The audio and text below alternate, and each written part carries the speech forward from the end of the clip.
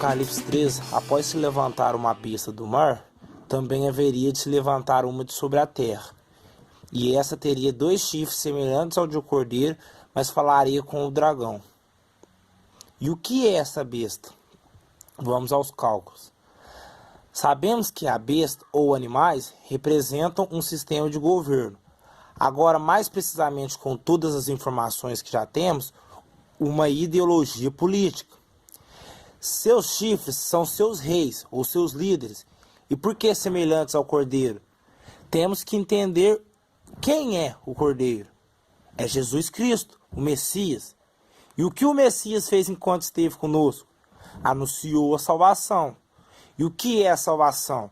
É a adoção como filhos e herdeiros para o reino de Deus. Logo, os chifres são líderes que anunciam uma suposta salvação na figura da sua ideologia política, ou seja, do seu partido. E por que fala como o dragão? Porque Jesus nos ensina que Satanás é mentiroso e que nele não há verdade, porque é pai da mentira. Logo, essa criatura também engana os homens. E o que é essa terra de onde ela se levanta? Para explicarmos isto, vamos retornar para a história da besta que tem 7 cabeças e 10 chifres. Agora é necessário compreender uma nova camada de revelação com relação aos pés, aonde é misturado ao barro. Entre os pés da estátua e o reino que se levanta o falso profeta, há uma diferença. Em capítulo 7 ou em capítulo 2 de Daniel, é descrito barro, lodo ou barro do oleiro. E em Apocalipse capítulo 13 é descrito terra. Ambos são o mesmo material, mas para que da terra se extraia o barro ou lodo, é necessário água.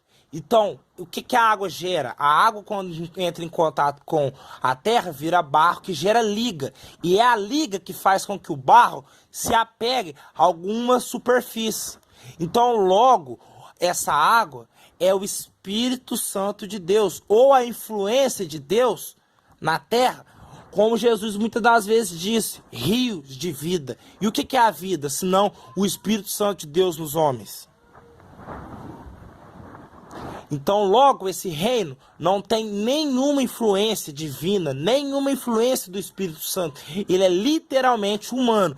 Ou seja, no contexto de guerra, no contexto de mundo moderno, qual seria esse reino totalmente humano? O reino que é regido pela ciência, ou seja, o novo Deus deste século.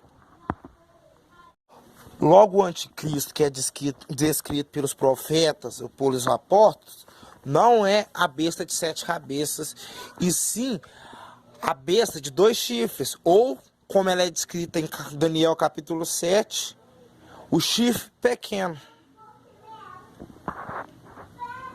Com a queda do Império Romano, vem a ascensão dos pés, ou seja, os reinos germânicos católicos no Ocidente e os reinos semitas islâmicos do Oriente, período que chamaremos de mundo bipolar, por ser regido por 2 polos de influência, ou seja, o Velho Mundo, período que é abalado no século XI, com o cisma do Oriente, ou seja, a divisão do movimento católico em Igreja Romana no Ocidente e a Igreja Ortodoxa no Oriente. E vai se agravar com o cisma do Ocidente, ou seja, as reformas protestantes. Esse evento a gente vai chamar de a Grande Separação, que tem suas origens em um movimento anterior de muita importância, o período renascentista, ou seja, movimentos que compreendiam o florescimento do mundo urbano e dos valores humanistas, as vias necessárias para confrontar a influência absoluta religiosa. A partir do século XV, com a queda do Império Bizantino e a crise europeia, desloca milhões de imigrantes pelo mundo inteiro na busca de novos territórios e mercados, com um evento conhecido como expansões ultramarinas, ou seja, será mais um indicador temporal de que a besta que vem do mar já estaria se aproximando. Começa assim a Era do Novo Mundo. No continente americano, foi o lar de milhões de protestantes, dando origem ao conto americano e dos pais fundadores. Com a queda do Império Bizantino, a Igreja Ortodoxa já tinha se transformado em um ponto de influência muito forte no Oriente Asiático, já que desde 988, com a conversão de Vladimir de Kiev, e os anos que se seguiria, a Rússia ultrapassaria a influência religiosa de Bizâncio. Então, somando as visões, o que é a Terra? A Terra é o material que Deus utiliza para forjar o homem, ou seja, um reino de origem e características humanas, e faz referência aos pés da estátua, o barro. Logo nos é revelado que essa besta é o barro que não se mistura com o ferro. E no contexto de 7 cabeças, o partido nazista, quem é o falso profeta? Analisando a anatomia dessa criatura, percebemos que ela é um sinalizador temporal de Daniel capítulo 8. A guerra do Ocidente e do Oriente, aonde vemos um carneiro de 2 chifres, ou seja, 2 povos, um reino.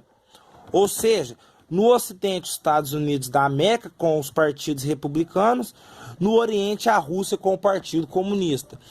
E por que exerce todo o poder da primeira besta?